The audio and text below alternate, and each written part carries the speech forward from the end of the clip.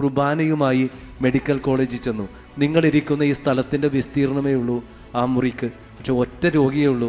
കാരണം മറ്റുള്ളവർക്ക് കിടക്കാൻ പറ്റില്ല, അത്രയ്ക്ക് ദുർഗന്ധമാണ്. നേഴ്സസ് പോലും മുറിക്ക് പുറത്താണ് ഇരിക്കുന്നത്. അവരെനിക്ക് 3 മാസ്ക് തന്നു. കോവിഡ് ഇല്ല കേട്ടോ, കോവിഡ് ഉണ്ടായിരുന്നില്ല. പക്ഷേ ഈ ദുർഗന്ധത്തിനൊരു മറയായിട്ട് 3 മാസ്ക് അത് വെച്ചിട്ടും രക്ഷയില്ല. ഞാൻ എൻ്റെ തൂവാല കൂടി മൂക്കിനോട് ചേർത്ത് വെച്ച് 22-23 മിനിറ്റ് കേട്ടപ്പോൾ എനിക്ക് ബോധ്യമായി, ദൈവമേ, ഈ സ്ത്രീ പഴുത്ത് പുഴുത്ത് ചീഞ്ഞത് അത് വലിയൊരു കുമ്പസാര രഹസ്യമാണ്. ഈ കുമ്പസാരം കഴിഞ്ഞിട്ട് വലിയൊരു ദീർഘശ്വാസം വിട്ടിട്ട് പറഞ്ഞു, ഒരു കല്ല് എൻ്റെ ഹൃദയത്തിൽ നിന്ന് പോയി എന്ന്. അവർ പറഞ്ഞൊരു വാക്കാണ്, ഒരു കല്ല് എൻ്റെ ഹൃദയത്തിൽ നിന്ന് പോയി. ശരിയാണ്, കല്ല് തന്നെയാണ് പോയത്, പാപത്തിൻ്റെ വലിയൊരു കല്ല്. കുർബാന കൊടുത്തു. പെട്ടെന്ന് ഇതുപോലുള്ളൊരു സംഭവം ബൈബിളിലുണ്ട്. ഹെസക്കിയ രാജാവിൻ്റെ ഉണങ്ങാത്ത മുറിവ്. അയാൾ അനുതപിച്ച് കഴിഞ്ഞപ്പോഴാണ് യേശയ്യാ പറഞ്ഞത്, വേഗം സുഖം പ്രാപിക്കും, 15 വർഷം കൂടി ആയുസ് നീട്ടി തന്നിരിക്കുന്നു. ഇത് മനസ്സിൽ വന്നെങ്കിലും ഞാൻ ഒന്നും പറഞ്ഞില്ല. എവിടെയും പ്രാർത്ഥിക്കും, സുഖം പ്രാപിക്കട്ടെ. നിങ്ങൾക്ക് ഒരു സാക്ഷ്യം പറയുകയാണ്. 15 ദിവസം കഴിഞ്ഞ് ഈ 2 പിള്ളേർ ആശ്രമത്തിൽ വന്നൊരു സാക്ഷ്യം പറഞ്ഞു, ഡോക്ടറിൻ്റെ കത്തോടെ. അച്ഛാ, ഡോക്ടർ 28 വർഷമായി ത്വക്ക് രോഗവിദഗ്ധനാണ്, ഹൈന്ദവനാണ്. അയാൾ ഞങ്ങളോടും അമ്മയോടും ചോദിച്ചത്, ഇതുപോലത്തെ ഒരു അത്ഭുതം കണ്ടിട്ടില്ല, ഞാൻ പുരട്ടാനും കഴിക്കാനും തന്ന മരുന്ന് കൂടാതെ നിങ്ങൾ എന്താ കൊടുത്തത്? എന്നെ കേട്ടുകൊണ്ടിരിക്കുന്ന പ്രിയപ്പെട്ടവരെ, അവർ ജീവിതത്തിൽ ആദ്യമായി നല്ല കുമ്പസാരം നടത്തി യോഗ്യതയോടുകൂടി കുർബാന സ്വീകരിച്ചപ്പോൾ ഉണങ്ങാത്ത മുറിവ് ഉണങ്ങിയില്ലേ? അതാണ് അത്ഭുതം എന്ന് പറയുന്നത്. നമുക്കിനി മെഡിക്കൽ ട്രസ്റ്റിലേക്ക് പോകാം. അതും മറക്കാത്ത മറ്റൊരു സൗഖ്യത്തിൻ്റെ അനുഭവമാണ്. ഒരു എംടെക്കുകാരൻ, എൻജിനീയർ അലമുറയിട്ട് കരയുന്നതാണ് സീൻ.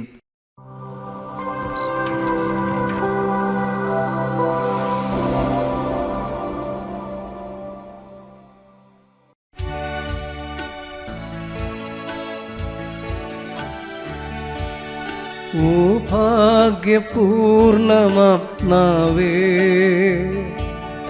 നീ എത്ര സ്തുതിഗീതം പാടി. ഓ ഭാഗ്യപൂർണമാം നാവേ, നീ നല്ല ദൈവം.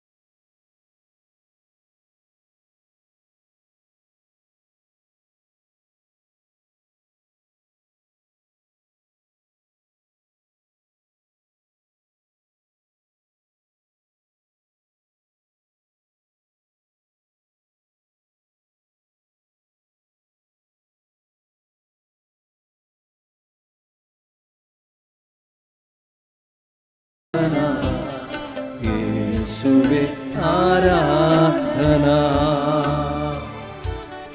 ആരാധന, ആരാധന.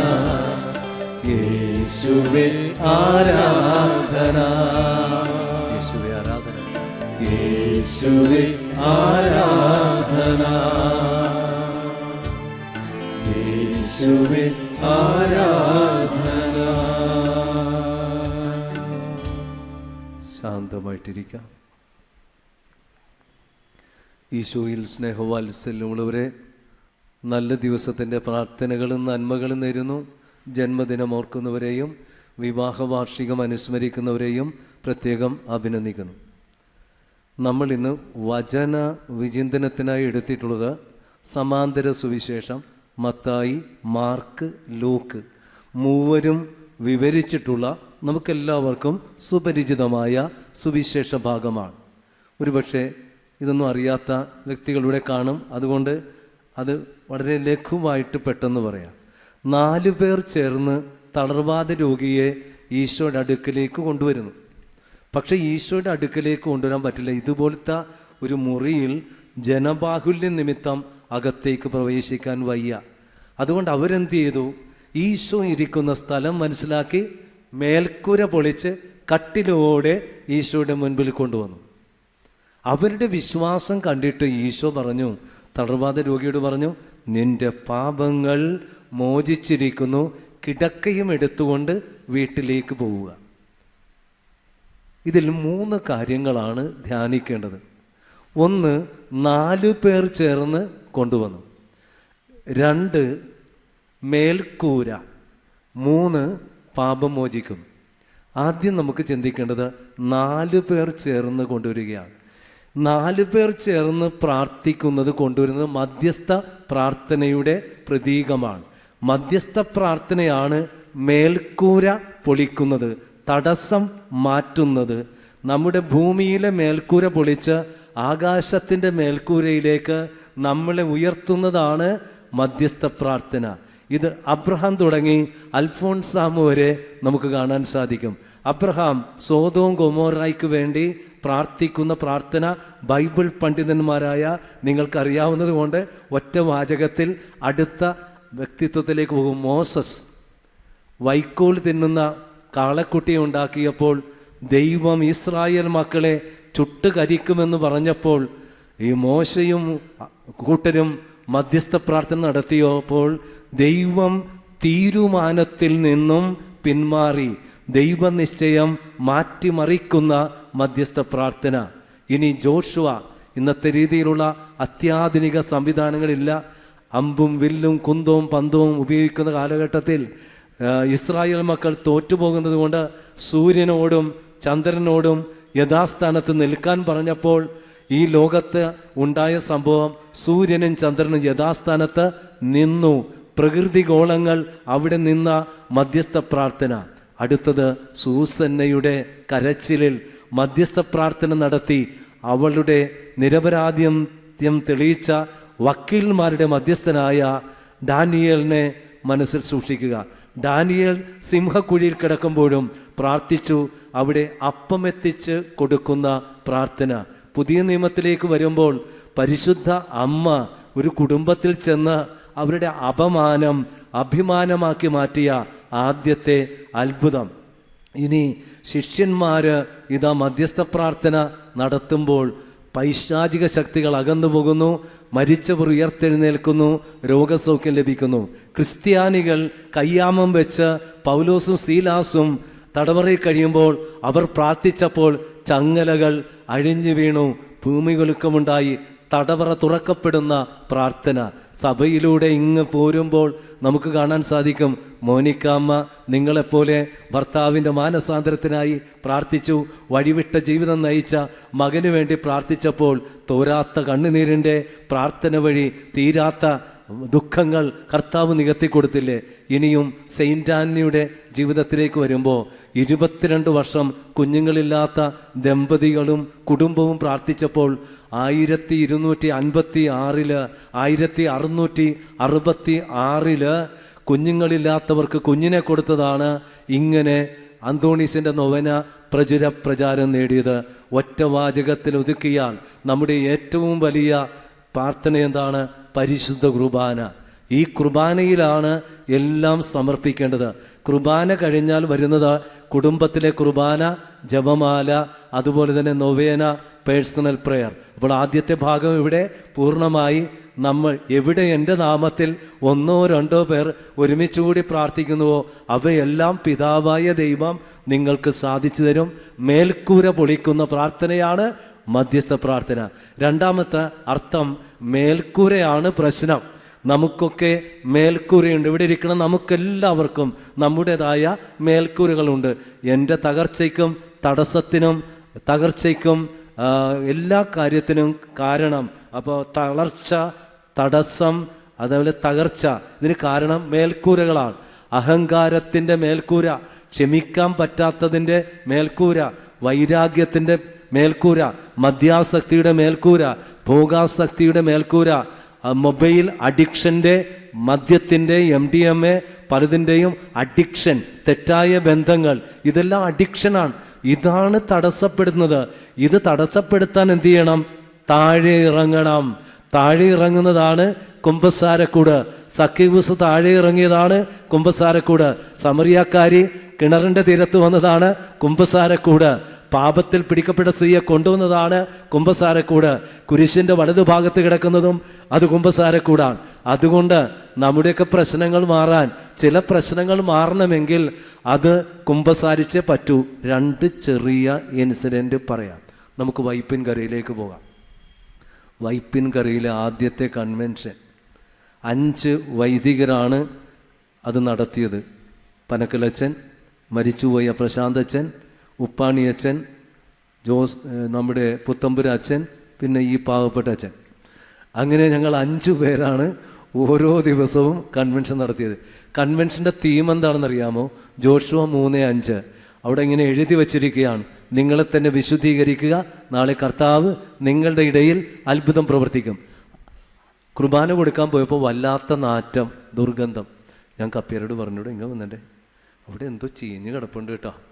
ചീഞ്ഞതൊന്നും അല്ല അച്ഛാ, അവിടെ കിടക്കണ രോഗിയായ ആ ചേച്ചിയാണ്. അവർ ചീഞ്ഞ് കിടക്കണേ. ഞാൻ ചോദിച്ചെന്താ? അവർക്ക് ത്വക്ക് രോഗമാണ് അച്ഛാ, അവരെ പുതപ്പിച്ചിരിക്കുകയാണ്. അവിടെ നിന്നാണ് ഈ ഗന്ധം വരുന്നത്. എനിക്കൊരു ദിവസത്തെ പ്രോഗ്രാം പോന്നു. കൺവെൻഷൻ കഴിഞ്ഞ് പിറ്റേ ദിവസം അവരെ വീണ്ടും മെഡിക്കൽ കോളേജിലേക്ക് കൊണ്ടുപോയി. അവരുടെ 2 മക്കൾ സ്റ്റെല്ല മാരീസ് മുളവുകാട്, പൊന്നാരിമംഗലം, അവിടുത്തെ ആശ്രമത്തിൽ വന്നിരിക്കുകയാണ്. അച്ഛാ, നോ പറയരുത്. ഞാൻ ചോദിച്ചു എന്താ? സാധാരണ പുരുഷന്മാരാണ് കുമ്പസാരിക്കാത്തത്, പള്ളിയിൽ പോകാത്തത്. ഞങ്ങളുടെ അമ്മ ഒരിക്കലും പള്ളിയിൽ പോകാറില്ല. ക്രിസ്തുമസ്, ദുഃഖവെള്ളിയാഴ്ച ഒന്നിനും പോകില്ല, പ്രാർത്ഥിക്കില്ല അച്ഛാ. ഫുൾ ടൈം TV-യും കണ്ടിരിക്കണം അമ്മയാണ്. ഞെട്ടിപ്പോയി ഞാൻ. പക്ഷേ ഇപ്പോൾ അമ്മയ്ക്ക് കുമ്പസാരിക്കണമെന്ന് പറഞ്ഞിരിക്കുകയാണ്. അതുകൊണ്ട് അച്ഛൻ നോ പറയരുത്. കാരണം അമ്മ ധ്യാനം കൂടാറില്ല. ഞങ്ങൾ നിർബന്ധിച്ച് അമ്മേനെ കട്ടിലിൽ കൊണ്ടേ കിടത്തിയതാണ് അച്ഛാ, മാനാട്ടുപറമ്പ്. അച്ഛൻ ഒരു ദിവസം ഉണ്ടായി ഞങ്ങൾ കണ്ടതാണ്. പക്ഷേ അച്ഛൻ്റെ അടുക്കൽ കുമ്പസാരിക്കണമെന്ന് പറഞ്ഞതുകൊണ്ടാണ് ഇവിടെ വന്നത്. അങ്ങനെ അവരോടൊപ്പം കുർബാനയുമായി മെഡിക്കൽ കോളേജിൽ ചെന്നു. നിങ്ങളിരിക്കുന്ന ഈ സ്ഥലത്തിൻ്റെ വിസ്തീർണമേ ഉള്ളൂ ആ മുറിക്ക്. പക്ഷെ ഒറ്റ രോഗിയേ ഉള്ളൂ. കാരണം മറ്റുള്ളവർക്ക് കിടക്കാൻ പറ്റില്ല, അത്രയ്ക്ക് ദുർഗന്ധമാണ്. നേഴ്സസ് പോലും മുറിക്ക് പുറത്താണ് ഇരിക്കുന്നത്. അവരെനിക്ക് 3 മാസ്ക് തന്നു. കോവിഡ് ഇല്ല കേട്ടോ, കോവിഡ് ഉണ്ടായിരുന്നില്ല. പക്ഷേ ഈ ദുർഗന്ധത്തിനൊരു മറയായിട്ട് 3 മാസ്ക്. അത് വെച്ചിട്ടും രക്ഷയില്ല. ഞാൻ എൻ്റെ തൂവാല കൂടി മൂക്കിനോട് ചേർത്ത് വെച്ച് 22-23 മിനിറ്റ് കേട്ടപ്പോൾ എനിക്ക് ബോധ്യമായി, ദൈവമേ, ഈ സ്ത്രീ പഴുത്ത് പുഴുത്ത് ചീഞ്ഞത് അത് വലിയൊരു കുമ്പസാര രഹസ്യമാണ്. ഈ കുമ്പസാരം കഴിഞ്ഞിട്ട് വലിയൊരു ദീർഘശ്വാസം വിട്ടിട്ട് പറഞ്ഞു, ഒരു കല്ല് എൻ്റെ ഹൃദയത്തിൽ നിന്ന് പോയി എന്ന്. അവർ പറഞ്ഞൊരു വാക്കാണ്, ഒരു കല്ല് എൻ്റെ ഹൃദയത്തിൽ നിന്ന് പോയി. ശരിയാണ്, കല്ല് തന്നെയാണ് പോയത്. പാപത്തിൻ്റെ വലിയൊരു കല്ല്. കുർബാന കൊടുത്തു. പെട്ടെന്ന് ഇതുപോലൊരു സംഭവം ബൈബിളിലുണ്ട്. ഹെസക്കിയ രാജാവിൻ്റെ ഉണങ്ങാത്ത മുറിവ്. അയാൾ അനുതപിച്ച് കഴിഞ്ഞപ്പോഴാണ് ഏശയ്യാ പറഞ്ഞത്, വേഗം സുഖം പ്രാപിക്കും, 15 വർഷം കൂടി ആയുസ് നീട്ടിത്തന്നിരിക്കുന്നു. ഇത് മനസ്സിൽ വന്നെങ്കിലും ഞാൻ ഒന്നും പറഞ്ഞില്ല. എവിടെയും പ്രാർത്ഥിക്കും, സുഖം പ്രാപിക്കട്ടെ. നിങ്ങൾക്ക് ഒരു സാക്ഷ്യം പറയുകയാണ്. 15 ദിവസം കഴിഞ്ഞ് ഈ 2 പിള്ളേർ ആശ്രമത്തിൽ വന്നൊരു സാക്ഷ്യം പറഞ്ഞു, ഡോക്ടറിൻ്റെ കത്തോടെ. അച്ഛാ, ഡോക്ടർ 28 വർഷമായി ത്വക്ക് രോഗവിദഗ്ധനാണ്, ഹൈന്ദവനാണ്. അയാൾ ഞങ്ങളോടും അമ്മയോടും ചോദിച്ചത്, ഇതുപോലത്തെ ഒരു അത്ഭുതം കണ്ടിട്ടില്ല, ഞാൻ പുരട്ടാനും കഴിക്കാനും തന്ന മരുന്ന് കൂടാതെ നിങ്ങൾ എന്താ കൊടുത്തത്? എന്നെ കേട്ടുകൊണ്ടിരിക്കുന്ന പ്രിയപ്പെട്ടവരെ, അവർ ജീവിതത്തിൽ ആദ്യമായി നല്ല കുമ്പസാരം നടത്തി യോഗ്യതയോടുകൂടി കുർബാന സ്വീകരിച്ചപ്പോൾ ഉണങ്ങാത്ത മുറിവ് ഉണങ്ങിയില്ലേ? അതാണ് അത്ഭുതം എന്ന് പറയുന്നത്. നമുക്കിനി മെഡിക്കൽ ട്രസ്റ്റിലേക്ക് പോകാം. അതും മറക്കാത്ത മറ്റൊരു സൗഖ്യത്തിൻ്റെ അനുഭവമാണ്. ഒരു എംടെക്കുകാരൻ എൻജിനീയർ അലമുറയിട്ട് കരയുന്നതാണ് സീൻ. ഞാൻ രോഗീലേപനം കൊടുക്കാൻ വേണ്ടി പോയതാണ്. ഡോക്ടേഴ്സും നേഴ്സസും പോകുമ്പോൾ ഞാൻ ചോദിച്ചു, എന്താണ്? അവിടെ ഒരു രോഗിയുണ്ട്, സെഡേഷൻ കൊടുക്കാൻ വേണ്ടിയിട്ട് പോവുകയാണ്. ഇയാൾക്ക് കൈവേദന വന്നാൽ ഒരു ഭ്രാന്തനെ പോലെയാണ്, കൈവെട്ടിക്കളയാനൊക്കെ പറയും. അങ്ങനെ സാവധാനത്തിൽ പരിചയപ്പെട്ടു. അയാളുടെ ഏക മകൻ എന്നോട് പറഞ്ഞു, അച്ഛാ, ഞങ്ങളുടെ അമ്മ മരിച്ചു, അത് കൊലപാതകമാണെന്നും ആത്മഹത്യയാണെന്നൊക്കെയാണ് ജനം പറഞ്ഞത്. ഞാൻ ബാംഗ്ലൂരിലായിരുന്നു, പോസ്റ്റ്മോർട്ടം ഒന്നും നടത്തിയില്ല. പക്ഷെ ഒന്നറിയാം, എൻ്റെ ഡാഡി, ഈ കിടക്കുന്ന ഡാഡി മുറിയിൽ കയറിയാൽ പിന്നെ ഈ വലത് കരം ഭയങ്കര വേദനയാണ്. 3 മാസം ഇങ്ങനെയാണച്ചോ, കാണാത്ത ഡോക്ടേഴ്സില്ല, കയറാത്ത ആസ്പത്രിയില്ല. അങ്ങനെയാണ് ഇവിടെ വന്നത്. ഡോക്ടർ പുളിക്കിനെ കണ്ടപ്പോൾ പറഞ്ഞു, അച്ഛാ ഇത് ഹിപ്നോട്ടൈസ് ചെയ്ത് കണ്ടുപിടിക്കണം. ഇയാൾ തുറക്കാനും പറയാനും തയ്യാറല്ല. അതുകൊണ്ട് അച്ഛനൊരു വൈദികനല്ലേ, ഇയാളൊരു ആന്തരിക സൗഖ്യം കൂടിയാൽ ശരിയാകും. അപ്പോഴാണ് നമ്മുടെ കുളത്തുവയലിലെ വർക്കിയച്ഛൻ്റെ ധ്യാനം നടക്കുകയാണ്. അന്ന് ഏറ്റവും കൂടുതൽ ആൾക്കാർ പോയിരുന്നത് കുളത്തുവയലാണ്. പിന്നെ അട്ടപ്പാടിയിൽ നിന്ന് പോയി അണക്കരയായി ഇപ്പോൾ കൃപാസനത്തിൽ എത്തിയിട്ടുണ്ട്.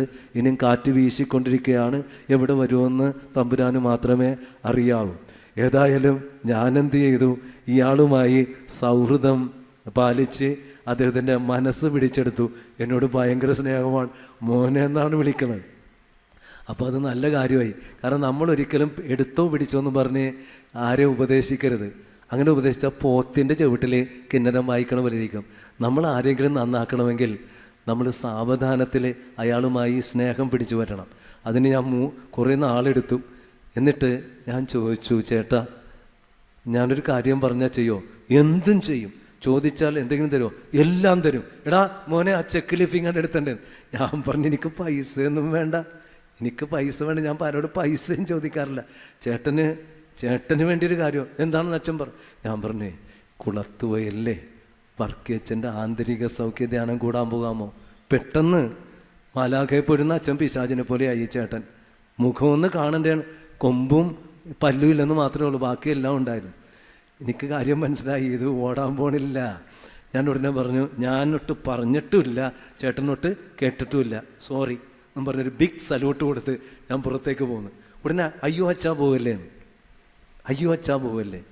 അപ്പം ഞാൻ വിചാരിച്ചേടാ ഇത് എന്തെങ്കിലും സംഭവിക്കും. ഞാൻ പോകാം അച്ഛാ, അച്ഛന് വേണ്ടി പോകാം. ഇയാൾ പറഞ്ഞ വാക്കാണ് കേട്ടോ, അച്ഛന് വേണ്ടി പോകാം. ശരി, ഇപ്പോൾ തന്നെ ഫോൺ വിളിക്കാം. വർക്കിയച്ഛനെ വിളിച്ചു, പരിചയമുള്ളതുകൊണ്ട്. എന്താണ് ജോബച്ച? ഞാൻ പറഞ്ഞ് എൻ്റെ ചേട്ടനൊരു ധ്യാനം കൂടണം. അച്ഛൻ്റെ ചേട്ടനാ? അതെ, അച്ഛൻ്റെ ചേട്ടൻ തന്നെയാണ്. സ്ഥലമില്ലല്ല. ഞാൻ പറഞ്ഞു, സ്ഥലം വേണ്ട, അച്ഛന്മാരുടെ ഒരു മുറി കൊടുത്താൽ മതി. അച്ഛൻ്റെ ചേട്ടനല്ലേ, ഒരു മുറി കൊടുക്കണം. വർക്കിയച്ഛൻ പറഞ്ഞു, ഓക്കെ അച്ഛാ, ഓക്കെ അച്ഛാ, ഒരു കത്ത് കൊടുത്ത് വിട്ടേക്കെന്ന് പറഞ്ഞു. അങ്ങനെ നമ്മുടെ ചേട്ടായി അവിടെ പോയി ധ്യാനം കൂടി. അതിനുശേഷം ആശ്രമത്തിൽ വന്നു. വാ വിളിച്ച ഭാഷാപരം പറഞ്ഞ ചേട്ടനാണേ. ഇപ്പോൾ പ്രൈസ് ദ ലോർഡ് എന്ന് ചേട്ടൻ പറഞ്ഞ, പ്രൈസ് ദ ലോർഡ്, ഹല്ലേലൂയ. അപ്പം എനിക്ക് മനസ്സിലായി സംഗതി ശരിയായിട്ടുണ്ട്. ഈ മനുഷ്യൻ പറഞ്ഞതെന്നറിയാം, എൻ്റെ ജോബച്ച സമറിയാക്കാർ യാക്കോബിൻ്റെ കിണറിൻ്റെ അടുത്ത് പോയതുപോലെയാണ്. ഞാൻ പറഞ്ഞു, എനിക്കൊന്നും മനസ്സിലാവില്ല.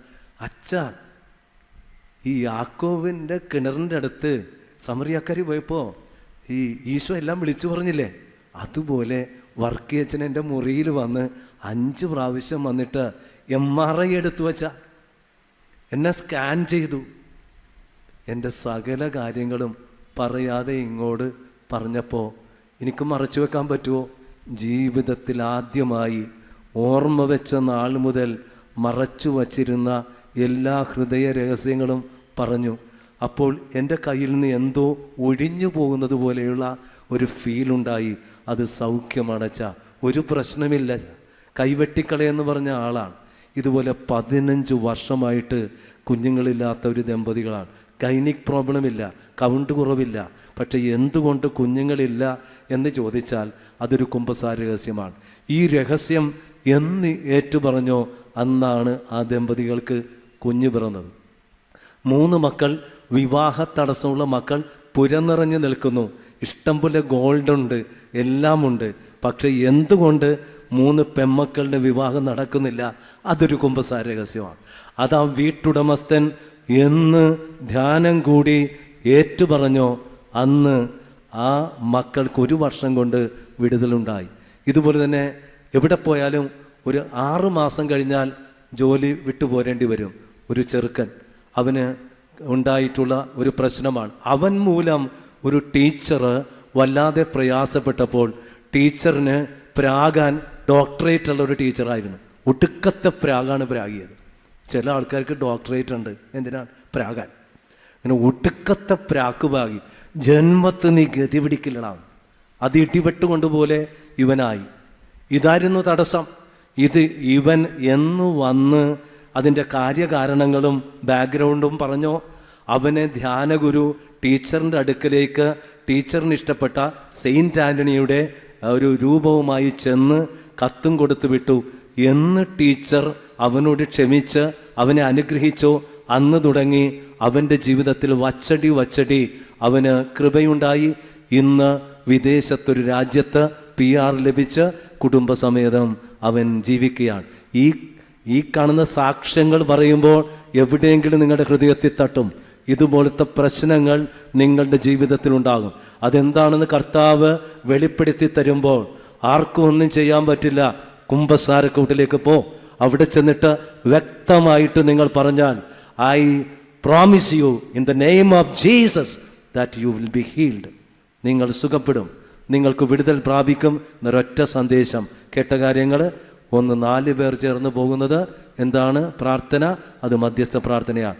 മേൽക്കൂര എന്ന് പറയുന്നത് ജീവിതത്തിലെ തടസ്സങ്ങൾ, തളർച്ചകൾ, രോഗങ്ങളാണ്. ഇത് മാറാൻ നമ്മൾ പാപങ്ങൾ മോചിക്കപ്പെടണം. അപ്പോഴേ സൗഖ്യം ലഭിക്കുകയുള്ളൂ. നമുക്ക് എഴുന്നേറ്റ് നിൽക്കാം. നമ്മൾ പാടുന്ന പാട്ട് വളരെ മനോഹരമായിട്ടുള്ള തൊടനെ ഒന്ന് തൊടനെ തൊടനെ സൗഖ്യദായക എന്നുള്ള പാട്ടാണ്. എഴുന്നേറ്റ് നിൽക്കുക.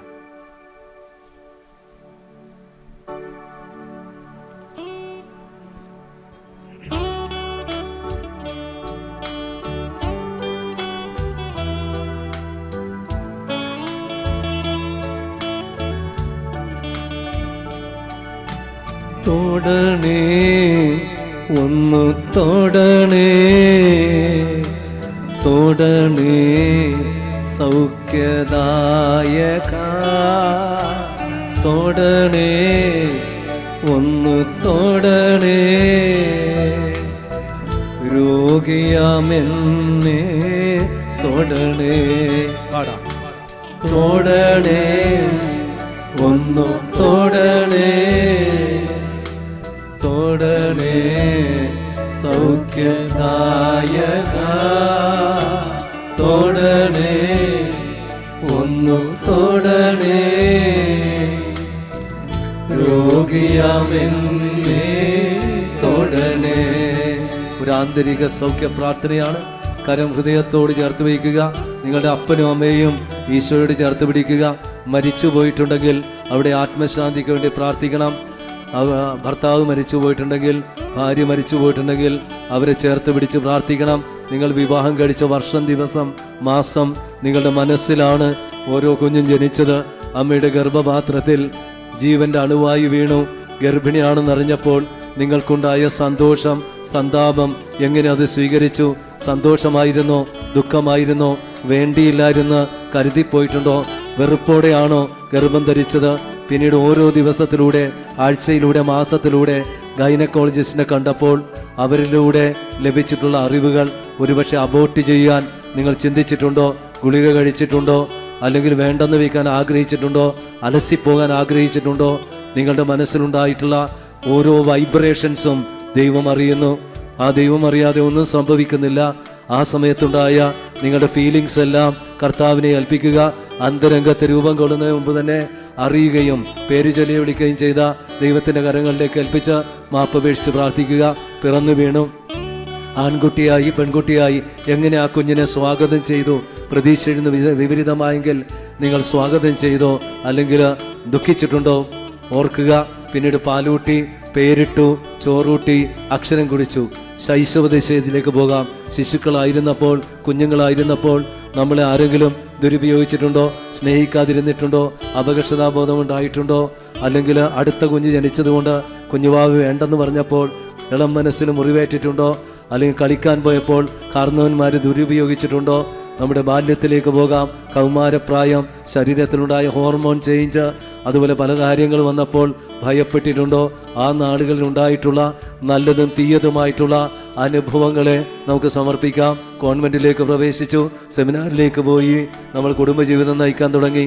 കുടുംബജീവിതത്തിൽ ഈശോ തന്ന ജീവിത പങ്കാളി, ജീവിതത്തിലുണ്ടായിട്ടുള്ള സന്തോഷവും സന്താപവും ആരോഗ്യവും അനാരോഗ്യവും, അമ്മായി അമ്മയിൽ നിന്ന്, അമ്മായി അപ്പനിൽ നിന്ന്, മരുമകളിൽ നിന്ന്, മകനിൽ നിന്ന്, മറ്റുള്ളവരിൽ നിന്ന് കിട്ടിയ തെറ്റിദ്ധാരണ, വെറുപ്പ്, പല തെറ്റിദ്ധാരണയും കുറ്റപ്പെടുത്തലും എല്ലാ മുറിവുകളെയും സമർപ്പിച്ചുകൊണ്ട് ആന്തരിക സൗഖ്യം നൽകണമേ എന്ന് അപേക്ഷിച്ചുകൊണ്ട് പാടാം. തൊടണേ തൊടണേ ഒന്നു തൊടണേ, തൊടണേ സൗഖ്യദായക, തൊടണേ ഒന്നു തൊടണേ, രോഗിയാമെന്നെ തൊടണേ. എല്ലാവരും പാടിയേ. തൊടണേ ഒന്നു തൊടണേ, തൊടണേ സൗഖ്യദായക, തൊടണേ ഒന്നു തൊടണേ, രോഗിയാമെന്നെ തൊടണേ. ആസ്പത്രിയിലേക്ക് ഈശോയെ കൂട്ടിക്കൊണ്ടുപോകാം. നിങ്ങൾക്ക് പരിചയമുള്ള രോഗികൾ കാണാം. ഒരുപക്ഷെ ഓപ്പറേഷൻ തിയേറ്ററിലായിരിക്കാം, വെന്റിലേറ്ററിലായിരിക്കാം, intensive care unit, cardiac care unit, NICUലായിരിക്കാം, വാർഡുകളിലായിരിക്കാം, റൂമുകളിലായിരിക്കാം. അവരെയൊക്കെ ഈശോയുടെ അടുക്കലേക്ക് ശതാധിപൻ കൊണ്ടുവന്നതുപോലെ, രാജസേവകൻ കൊണ്ടുവന്നതുപോലെ, കാനാൻകാരി കൊണ്ടുവന്നതുപോലെ ഈ ആരാധനയിൽ പ്രത്യേകം പ്രാർത്ഥിക്കാം. ശിരസ് തുടങ്ങി ഉള്ളംകാല് വരെയുള്ള രോഗം സൗഖ്യ മേഖലകളെ നമുക്ക് സമർപ്പിക്കാം. ഡയാലിസിസ് നടത്തിക്കൊണ്ടിരിക്കുന്നവർ, കീമോതെറാപ്പി, റേഡിയേഷൻ നടത്തിക്കൊണ്ടിരിക്കുന്ന വ്യക്തികൾ, ലിവർ ട്രാൻസ്പ്ലാന്റേഷൻ, വൃക്ക ട്രാൻസ്പ്ലാന്റേഷൻ, ബോൺ മാരോ ചെയ്ത വ്യക്തികൾ, യൂട്രസ് സംബന്ധമായ, ഓവറി സംബന്ധമായിട്ടുള്ള അസുഖങ്ങൾ, അതിൻ്റെ ടെസ്റ്റുകൾ നടന്നുകൊണ്ടിരിക്കുന്നു. അപ്രകാരമുള്ള വ്യക്തികളെ സ്നേഹത്തോടെ ഓർക്കാം. തണ്ടൽ വേദന, ഡിസ്കിന് തേയ്മാനം, ഡിസ്കിന് ബൾജ് ചെയ്തിരിക്കുന്ന വ്യക്തികൾ, വെരിക്കസ് വെയിൻ്റെതായ രോഗം, പൈൽസിൻ്റെതായ രോഗം, പല വിധത്തിലുള്ള വാതരോഗമുള്ള വ്യക്തികൾ, പ്രഷർ, പ്രമേഹം, കൊളസ്ട്രോളുള്ള വ്യക്തികൾ, അലർജി രോഗങ്ങൾ, വൈദ്യശാസ്ത്രം അസാധ്യമായിട്ടുള്ള രോഗങ്ങൾ, എല്ലാ രോഗങ്ങളെയും സമർപ്പിക്കാം. ഡോക്ടേഴ്സിന് വേണ്ടി, നേഴ്സസിന് വേണ്ടി പ്രാർത്ഥിക്കാം. നമുക്ക് ശുശ്രൂഷ ചെയ്യുന്ന വൈദികരെയും സിസ്റ്റേഴ്സിനെയും, ഗാനങ്ങൾ ആലപിക്കുന്നവരെയും, പല വിധത്തിലുള്ള ശുശ്രൂഷ നടത്തുന്ന എല്ലാവരെയും, നമ്മളോട് പ്രാർത്ഥനാ സഹായം ആവശ്യപ്പെടുന്നവർ, സോഷ്യൽ മീഡിയയിലൂടെ ഇപ്പോൾ ഈ ആരാധനയിൽ പങ്കെടുക്കുന്നവർ, പിന്നീട് പങ്കെടുക്കുന്നവർ, നമ്മുടെ ഇടത്തും വലത്തും മുൻപിലും പിൻപിലും നിൽക്കുന്നവരെയും സ്നേഹത്തോടെ ഓർത്തുകൊണ്ട് നമുക്ക് നിന്നുകൊണ്ട് തന്നെ ശിരസ് നമിച്ച് ആലപിക്കാം, പ്രാർത്ഥിക്കാം, ആശീർവാദം സ്വീകരിക്കാം. തൊടണേ തൊടണേ ഒന്നു തൊടണേ, തൊടണേ സൗഖ്യദായക, തൊടണേ ഒന്നു തൊടണേ, രോഗിയാമെന്നെ തൊടണേ, തൊടണേ ഒന്നു തൊടണേ, തൊടണേ സൗഖ്യദായക, തൊടണേ ഒന്നു തൊടണേ, രോഗിയാമെന്നെ തൊടണേ, തൊടണേ ഒന്നു തൊടണേ, തൊടണേ സൗഖ്യദായക, തൊടണേ ഒന്നു തൊടണേ, രോഗിയാമെന്നെ തൊടണേ.